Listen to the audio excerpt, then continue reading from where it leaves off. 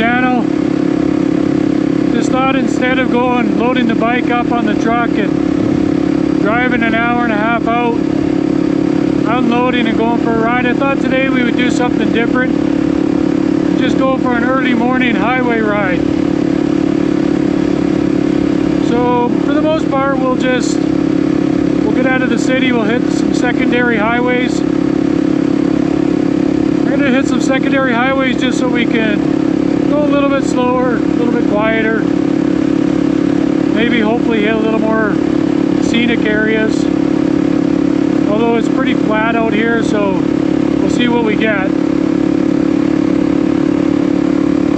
And then about halfway through we'll stop, we'll have some lunch.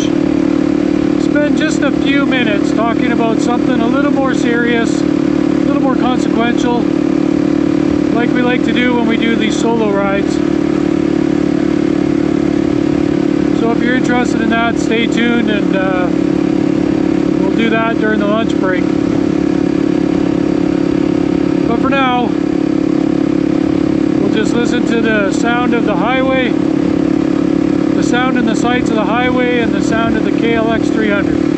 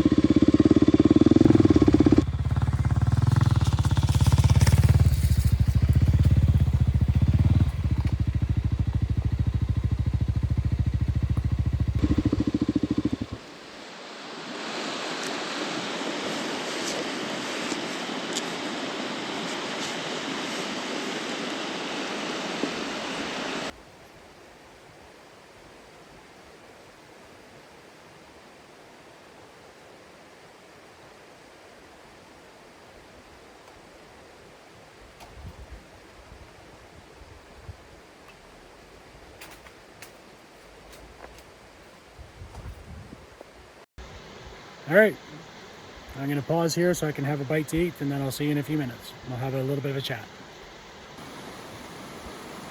So we got some assorted fruits. I think that's cantaloupe, honeydew, and pineapple, a Kit Kat bar, and some jerky, and then some water. Some water right there. Yeah, it's a nice view though.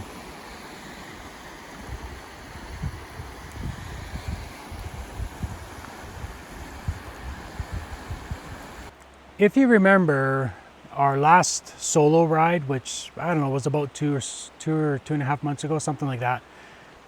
I'll put a little thumbnail up on the screen here. You can't click on it, but if you look back in the previous videos and look for that video, you'll see that that's the last time we did a solo ride. And when we broke for lunch during that ride, we talked about Genesis chapter 1, verse 1, the very first opening sentence, the very first verse of the Bible.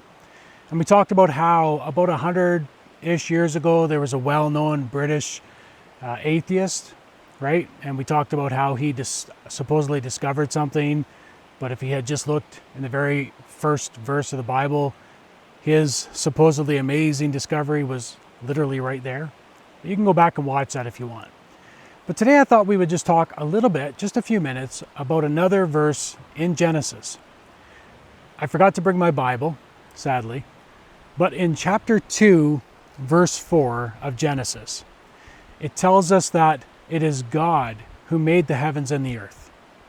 A very simple yet profound statement. So what I wanted to talk about was, who made the universe? Did it just happen, or did somebody, God, make or create it? According to the Bible and in various other passages as well and verses, but particularly in Genesis chapter 2, verse 4, it says that God made the heavens and the earth. And of course we can see that in a variety of other different places in the Bible as well, especially in the Genesis creation account. What I find interesting is atheists or agnostics or whoever else that wants to deny the Bible or deny the creator found in the book of the Bible, they always kind of mock the Christian account, the Christian creation account. And I always find it interesting, fascinating, that they never have any self-reflection about how what they believe, what they say happened, sounds pretty silly as well.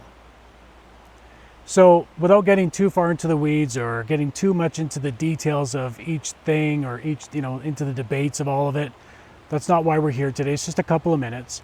I thought I would sort of go through very briefly, very quickly, the top 3 main creation accounts, or not even creation accounts, like beginning accounts that they supposedly believe in. So first up would be the Big Bang and evolution. So if you distill it down and you take away all the rhetoric and the wordsmithing, it basically amounts to this. Around 14 billion years ago, there was nothing. Whatever that is, there was nothing. A vastness of nothingness. Yet, somehow in that vastness of nothingness was a very small, very dense dot of matter. And for some reason, inexplicably, after eons and eons of whatever went by, for some reason, out of the blue, that very dense but very small dot decided to explode. That's the Big Bang. Then, over the course of billions of years, somehow very complex and amazing galaxies formed. And eventually our Earth, this planet, formed billions of years ago. Then somehow, inexplicably, the way this Earth, the way this planet formed, it just kind of happened to be the perfect way for life to form. Atmosphere and air and oxygen and lightning and water somehow just happened to come into existence. And lightning hit that water, and somehow a one-celled organism appeared. Then eventually, over millions of years, that one-celled organism adapted and evolved and became a fish, and then eventually a reptile, and then eventually a primate, and then eventually, after millions of years, it became a human. And here we are today with our current day. Now I ask you, what's more reasonable, more rational, and more scientific to believe? That? The Big Bang and evolution and all of that, or the creation account as found in Genesis? The next one we come to, it's called panspermia. Panspermia. Now there's two sort of subcategories of that. There's natural panspermia, and then there's directed panspermia. And scientists of various fields and at different times and from different places postulated either the natural or the directed. So the natural panspermia theory was that, or is that, life was planted here on this planet by natural processes. So asteroids or comets deposited the very foundations of life, and then evolution took over from there. Directed panspermia suggests that aliens, believe it or not, aliens directed, either they came here themselves and then planted the beginning of life here on this planet and then evolution took over, or they sent the seeds of life to this planet and then evolution took over. Now again, I ask the same question: what's more rational, more logical, and more scientific to believe? Panspermia, directed or natural, or the Genesis creation account, that God, the eternal God, created the heavens and the earth? And then the final sort of third mainstream beginning theory that I would suggest that we would talk about was something I actually first heard in, I think about 2010 or 2012, when the first Avengers movie started coming out. Can you guess what it might be? If you guess the multiverse, you're right. So this theory postulates or suggests that there are an eternal number of multiverses out there, and that these multiverses are basically eternal. And our universe is just one of an endless amount of different universes and different alternate realities. Now, of course, there's zero proof for this. There's no reason to believe this. So again, I ask, what is more rational, more logical, and more scientific to believe in, to place your faith in? The multiverse, panspermia, the Big Bang and evolution, or the Genesis creation account? At the end of the day, all worldviews, when it comes to this, the beginning, our purpose, the why we're here, where we came from, how it all started, and really where we're going, all of that is always a faith-based worldview. Whether it's a Christian worldview, or another religious worldview, or an atheistic worldview, or a humanistic worldview, all of it is faith-based. Because none of us were there, and none of us have gone past here. So it's all faith-based. So I would suggest that the Christian worldview, as found in the Bible, that God is eternal, that He transcends time and space, that He exists in the spiritual realm, outside of the physical realm, and that He created the heavens and the earth. He created the physical universe that we live in, that we exist in.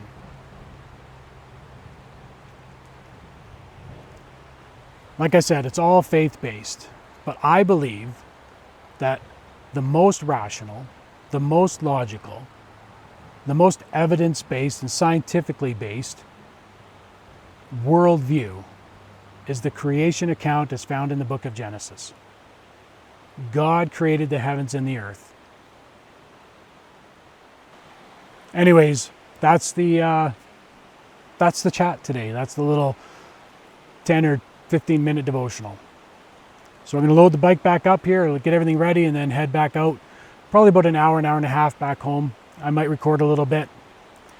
But hopefully we get to go out a couple more times, 1 or 2, maybe even 3 more times, out in the back country, in the back roads, and do some trail riding and stuff like that before the season ends. I probably won't do another solo ride. Maybe, but probably not. But hopefully we can get out with the guys once, twice, 3 more times maybe before the season ends. Anyways, thanks for joining me today. I'll probably record a little bit of the ride back as well if you enjoy that. And we'll see you next time.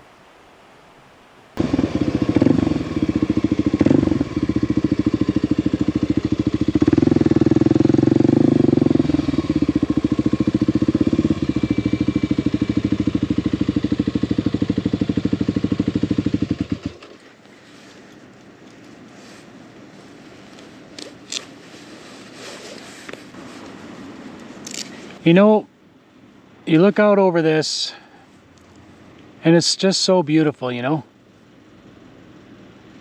It's kind of cool looking at human ingenuity with the dam and then this man-made reservoir / lake, and how man can harness creation and harness the natural world that God gave them. In fact, if you look at the Genesis creation account, as it unfolds, God gives mankind the earth, and he tells them to have dominion, to establish themselves on the earth and to subdue it and to have dominion over it. This planet ultimately belongs to God, but he gave us, mankind, this planet to subdue it and to use its natural resources for our benefit, for our pleasure, but to always, through that, give him glory.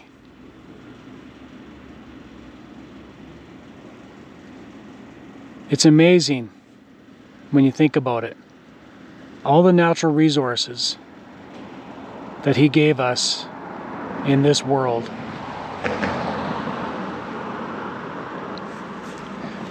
You know, you look at the heavens, you look at the atmosphere and the sky, and then you think about space and everything that's beyond the blue sky here. Just the vastness of the universe. And it screams the glory of God.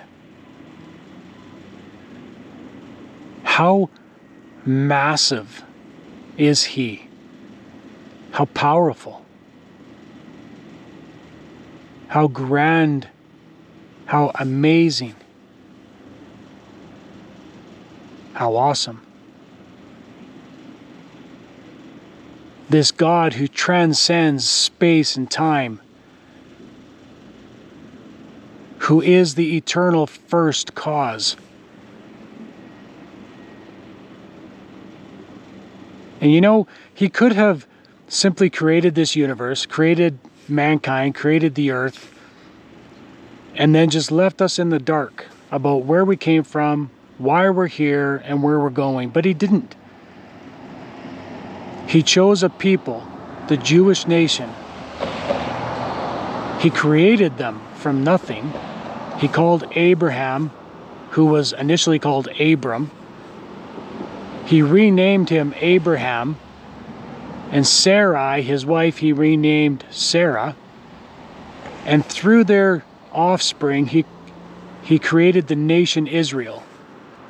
Abraham had a son named Isaac, and then Isaac had a son named Jacob, and God renamed Jacob Israel. And that's where the nation of Israel comes from. And then he revealed himself in written form to Israel, to the nation of Israel. That's what we know as the Old Testament. And he revealed himself to his chosen people, to their benefit and ultimately to the benefit of all humanity.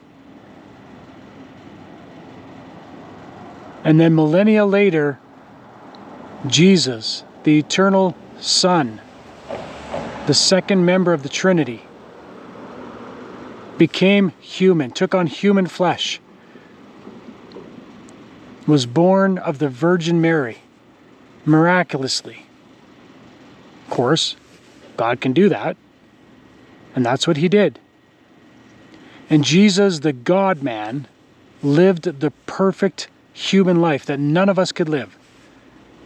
And if we place our faith and trust in him, God puts upon us the perfect life that his Son lived, and places upon him the imperfect, sinful life that we lived.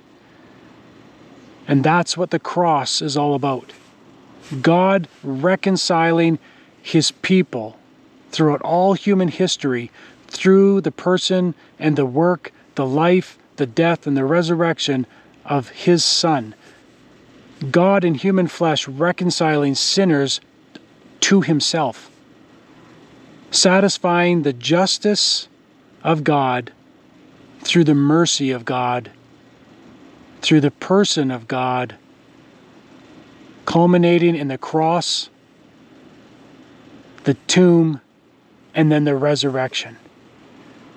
And if we place our faith in him, if we believe in him, trust in him, love him, not just as Savior, but also as Lord and Master,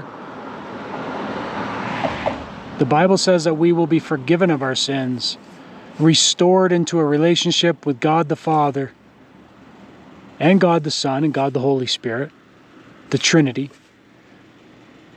and that we will be brought into his family.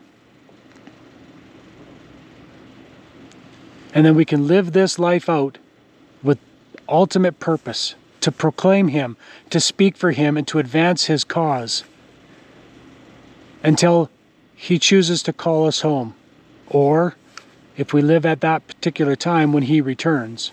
Either way. And then we spend eternity with him. That's the gospel, the Christian message of reconciliation and restoration with God, the gospel of Jesus Christ. And you look out at this,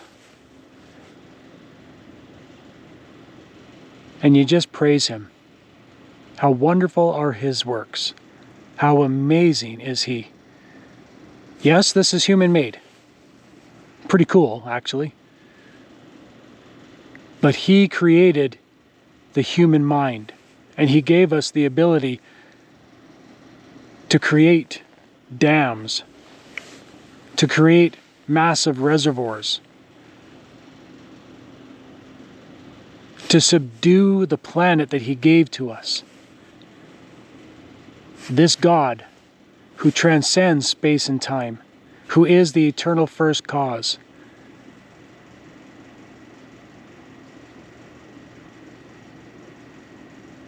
Anyways, I hope that just gives you something to think about. I'm going to start the bike back up and head back home. I think I got about a half hour, 45 minutes left. I got to head that way there still. And so if you want to keep watching, there'll be some nice scenery for a little bit here, just a short distance along the edge of the reservoir and the lake here. And then we make our way down into the prairie lands of Alberta, and you'll see some nice harvested or being harvested fields in this great agricultural land of Alberta. Hopefully soon we'll head out on the trail once or twice more before the season ends and winter starts. So I'll see you out there.